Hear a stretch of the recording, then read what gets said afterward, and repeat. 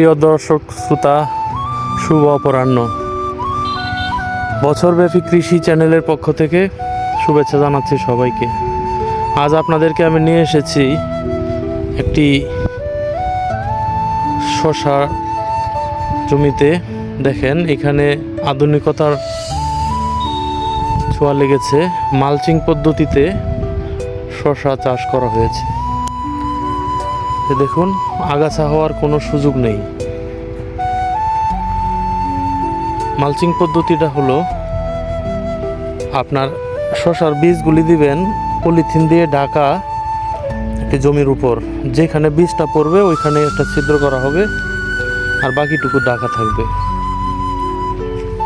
কি সুন্দর শশা গাছগুলি! এই যে অনেকগুলি বেড, দেখুন কত দূর চোখ যায়।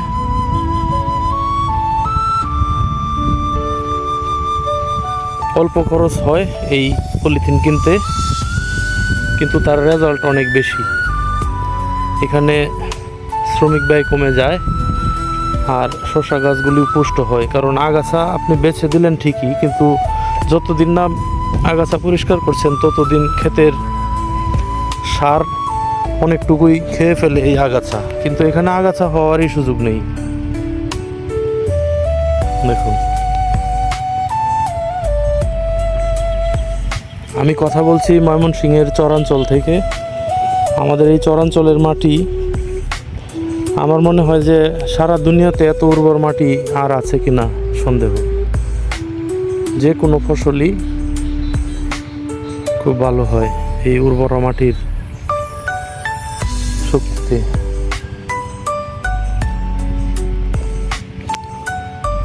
দিন দিন কৃষিতে আধুনিকতার ছোঁয়া লেগেছে।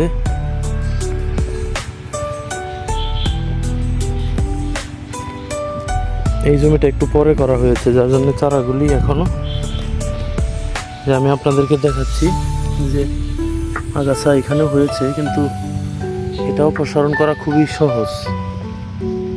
একজন শ্রমিক এখানে কাজ করছেন, কিন্তু যে বিস্তৃত জমি, এখানে খোলামেলা চাষ করলে 10 জনে আগাছা পরিষ্কার করেও হয়তো সারতে পারতো না।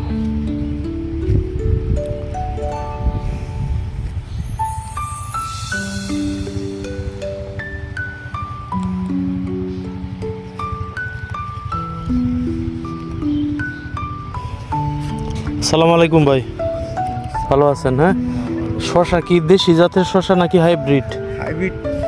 হাইব্রিড, হ্যাঁ। আচ্ছা আচ্ছা, এখানে তো আগাছা পরিষ্কার করা খুব সহজ, তাই না? হ্যাঁ। আর পলিথিনগুলো একেবারেই পাতলা, একেবারেই পাতলা। ভিতর দিয়ে কি কালো কালো? হ্যাঁ, ভিতর দিয়ে কালো। হ্যাঁ, এখানে একটা জিনিস উল্লেখ না করলেই নয়, যে উপরে রংটা ধূসর, কিন্তু পলিথিনগুলার ভিতরের দিকে কালো। এতে করে সূর্যের আলো আর ওইদিকে পৌঁছাইতে পারে না, মাটিটা ভিজাই থাকে, মাটির রসটা অক্ষুণ্ণ থাকে।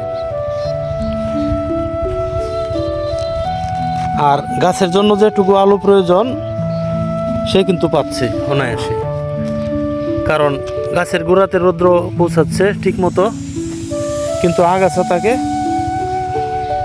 বাধা দিতে পারছে না। পুরা রসটুকুই, পুরা সারটুকুই সে নিজে টেনে নিচ্ছে। পাশের ওই ক্ষেতটি কয়েকদিন আগে করা হয়েছে, তাই না? 10-12 দিন আগে করা হয়েছে।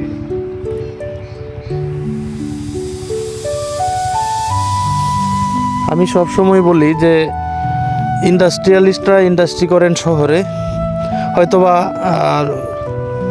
শহরতলিতে কিংবা শহর সংলগ্ন জায়গায়, কিন্তু এখানে কৃষি ইন্ডাস্ট্রিগুলি কিন্তু স্রেফ চরে করা হয়েছে। আপনারা দেখতে পাচ্ছেন ওই পাশে একটি সড়ক রয়েছে, শহরের সাথে ভালো যোগাযোগ, কিন্তু এখানে একেবারে বিচ্ছিন্ন চরে। এই জমি একবার ব্রহ্মপুত্রের পানিতে ডুবে যায়, রেখে যায় পলি, যেটা জমির উর্বরা শক্তি সৃষ্টি করে। আর এখানে কোনো হেভি যন্ত্রপাতি ছাড়াই যে ফসল উৎপাদন হয়, সেটা ছোটোখাটো ইন্ডাস্ট্রির যে আউটপুট তার চেয়ে কম নয়।